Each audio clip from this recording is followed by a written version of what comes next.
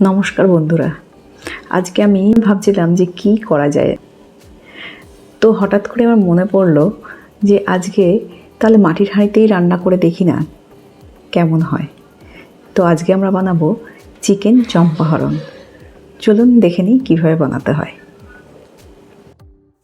এখানে আমরা নিয়ে নিয়েছি চিকেন, আলু, আর নিয়ে নিয়েছি সর্ষের তেল, লবণ, হলুদ, ধনে গুঁড়ো, জিরে গুঁড়ো, কাশ্মীরি রেড চিল্লি পাউডার, পেঁয়াজ কুচি, লঙ্কা কুচি, আদা, রসুন, তেজপাতা আর একটা গোটা রসুন। এখানে আমরা 500 গ্রাম মতন চিকেন, 2টো আলু আর 4টে পেঁয়াজ কুচি আর 6-7টা লঙ্কা কুচিয়ে রেখেছি। এবারে চিকেন চম্পাহরণ বানানোর জন্য প্রথমেই আমরা একটা বোল নিয়ে নেব আর তার মধ্যে নিয়ে নেব পেঁয়াজ কুচি আর নিয়ে নেব লঙ্কা কুচি। আপনারা আপনাদের স্বাদ অনুসারে কাঁচা লঙ্কা বেশিও দিতে পারেন অথবা কমও দিতে পারেন।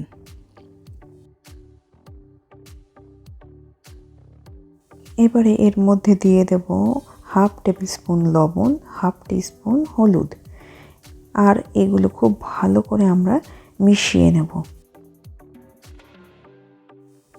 এবারে আমরা হাতের সাহায্যে খুব ভালো করে মশলাগুলো মাখিয়ে নেব, যাতে করে পেঁয়াজটা একটু নরম হয়ে যায়। এর সাথে আমরা এর মধ্যে দিয়ে দেব 1 টিস্পুন আদা রসুন বাটা। এই রান্নাতে আমরা কিন্তু পেঁয়াজ কখনোই বেটে দেব না, এইভাবেই আমরা ঝিরিঝিরি করে কেটেই ব্যবহার করব। এবারে আমরা এর মধ্যে দিয়ে দেব 4 টেবিল স্পুন সর্ষের তেল। এখানে আমরা কাঁচা সর্ষের তেলই ব্যবহার করছি। এবারে আমরা এখানে দিয়ে দেব 1 টিস্পুন জিরে গুঁড়ো, 1 টিস্পুন ধনে গুঁড়ো দিয়ে খুব ভালো করে আমরা সমস্ত উপকরণগুলো আর একবার মাখিয়ে নেব। সমস্ত উপকরণগুলো খুব ভালো করে মেশানো হয়ে গেলে এইবারে আমরা চিকেনের পিসগুলো এর মধ্যে দিয়ে দেব, দিয়ে মশলার সাথে খুব ভালো করে আমরা মেখে নেব। মাখার সময় আমরা একটু সময় নিয়েই মাংসটা মশলার সাথে খুব ভালো করে মাখতে থাকবো, এর উপরেই আমাদের কিন্তু স্বাদ নির্ভর করবে। এই সমস্ত উপকরণগুলো খুব ভালো করে মেশানো হয়ে গেলে এরপর আমরা দিয়ে দেব 1 টিস্পুন কাশ্মীরি রেড চিল্লি পাউডার, দিয়ে আমরা আবার সমস্ত উপকরণগুলো ভালো করে মেখে নেব।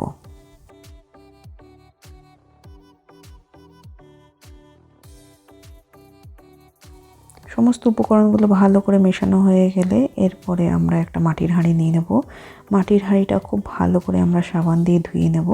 তারপরে মাটির হাঁড়িটার মধ্যে সামান্য একটু তেল দিয়ে প্রথমে হাঁড়িটাকে ভালো করে গরম করে নেব। তারপরে হাঁড়িটা ঠান্ডা করে নিয়ে আমরা এর মধ্যে দিয়ে দেব কাঁচা সর্ষের তেল। এখানে আমরা 8 টেবিল স্পুন মতন সর্ষের তেল নিয়ে নিয়েছি। এখন কিন্তু আমাদের গ্যাস অফ করা অবস্থায় রয়েছে। এর মধ্যে আমরা এবারে দিয়ে দেব 2টো তেজপাতা। এরপর আমরা এর মধ্যে চিকেন যে আমরা মশলা মাখিয়ে রেখেছি সেটা সম্পূর্ণটা আমরা দিয়ে দেব।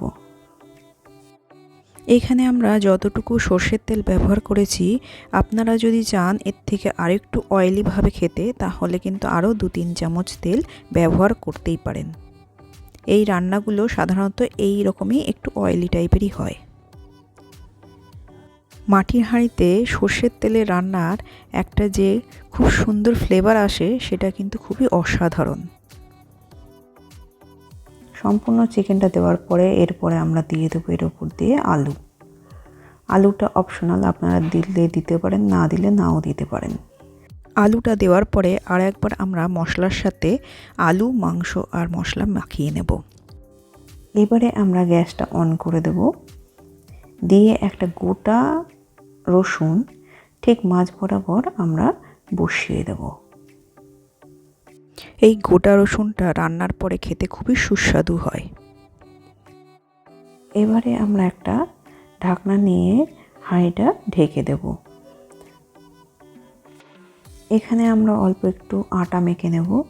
আটাটা মেখে হাঁড়ির মুখটার মধ্যে আটাটা লাগিয়ে তার উপরে আমরা ঢাকনাটা চেপে ভালো করে বসিয়ে দেব। দিয়ে আমরা 35 থেকে 40 মিনিট পর্যন্ত মিডিয়াম হিটে সমস্তটা রান্না করব। এই আটাটা লাগানোর কারণ হলো যাতে কোনো রকমভাবেই স্টিমটা বাইরে বেরিয়ে না যায়।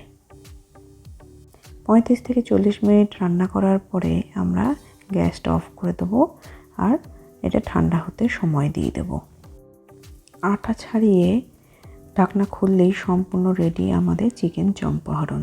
তো বন্ধুরা, আজকে কেমন লাগলো আমার রান্নাটা অবশ্যই আমাকে কমেন্ট করে জানাবেন। আর নেক্সট ভিডিওতে আমরা নতুন কোনো রেসিপি নিয়ে চলে আসব।